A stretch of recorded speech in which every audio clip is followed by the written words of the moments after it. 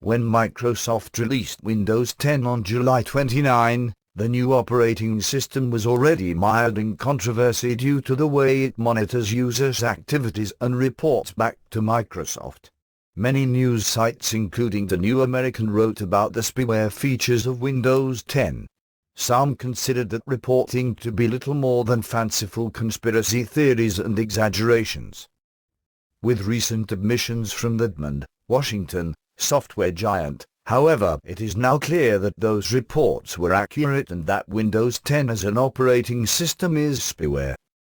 From the outset, Microsoft decided on the previously unheard-of move of making the new operating system available free of charge in a rolling update to all current users of Windows 7, 8, and 8.1 via Windows Update.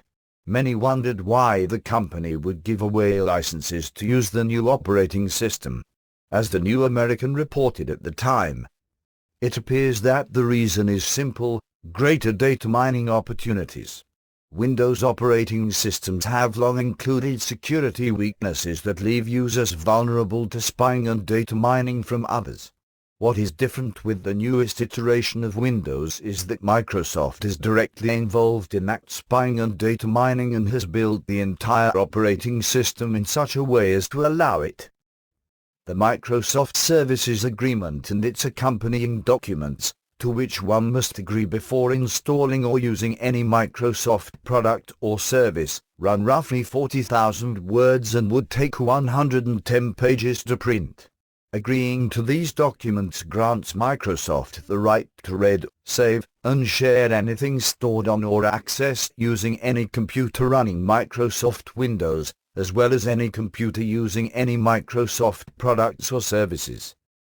What this means is that users who upgrade to Windows 10 or who purchase a PC with Windows 10 pre-installed have already agreed to allow Microsoft to read every email, private message, calendar entry, document, and any other text, to view all photos, videos, charts, graphs, and any other graphic, to monitor and record all web traffic, searches, and downloads, and capture all keystrokes. Microsoft is then able to save and share that information at its discretion. As the Microsoft privacy policy puts it, we will access, disclose and preserve personal data, including your content, such as the content of your emails, other private communications or files in private folders, when we have a good faith belief that doing so is necessary. Privacy advocates pointed out the ludicrous danger of having an operating system that is itself spyware. Microsoft apologists attempted to brush those concerns aside, saying the dangers were being blown out of proportion. After all, they said, turning these features off is a simple matter of changing the privacy settings. As we said then, it is not such a simple matter. In fact, it is an incredibly laborious task, and in some instances may not even be possible. Because Windows 10 is set up to allow all this data collection by default, disabling data collection, where it is even possible to do so, will also disable most of the features that are the main selling points of the operating system. In addition, it is an arduous and time-consuming process involving going through at least 13 different screens in the privacy settings.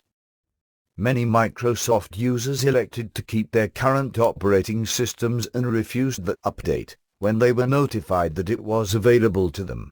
In late August, Microsoft, in an apparent move to broaden its spyware capabilities, changed the way it sends software updates to PCs running Windows 7, 8, and 8.1. Software updates, which had previously included a description with enough detail to allow users to make an informed decision about whether or not to install the update, began simply coming in without any description of the update or what it does. The new description said only that the update includes improvements to enhance the functionality of Windows. At about the same time, as we reported. To make matters worse, Microsoft seems to be rolling out updates to Windows 7 and 8 that bring them into line with the spyware elements of Windows 10.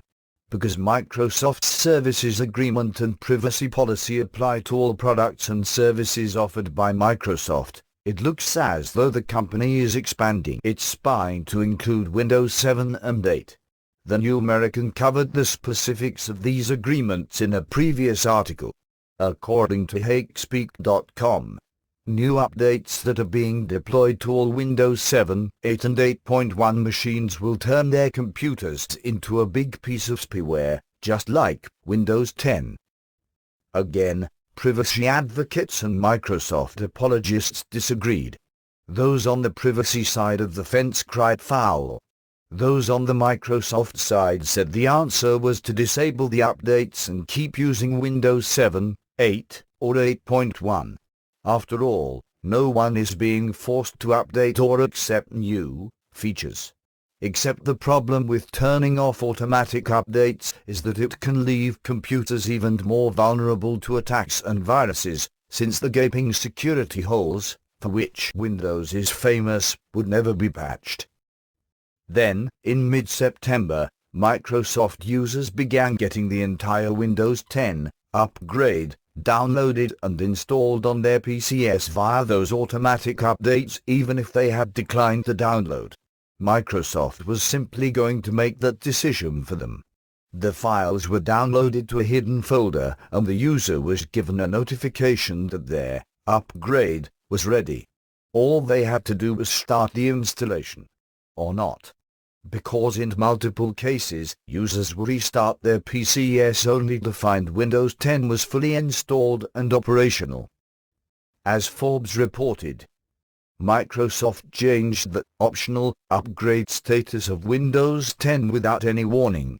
The subtle change simply ticked the box beside the upgrade by default in Windows Update on Windows 7 and Windows 8. This meant an upgrade to Windows 10 would be automatically performed the next time the user installed any important updates. Microsoft has implemented a two-phase plan to force Windows 10 on all users of Windows 7, 8, and 8.1. The first phase is to change the classification of the Windows 10 update to optional, which will cause all users who have their PCs set to accept all updates, a recommended setting, to download and install Windows 10 automatically. This step is already in place. The next phase, which is set to begin in early 2016, will change the classification of the Windows 10 download to recommended. This is the default setting for all PCs running Windows 7, 8, and 8.1. What this means is that all but the most tech-savvy users will be forced into Windows 10. Some still argued that this is not really that big an issue, because Windows 10 is better and people are going to upgrade eventually anyway. This just makes it easier.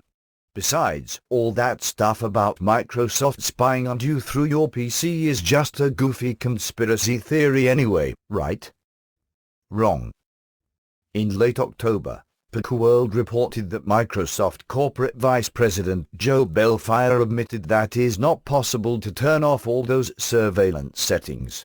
They are part of the operating system, and that is that.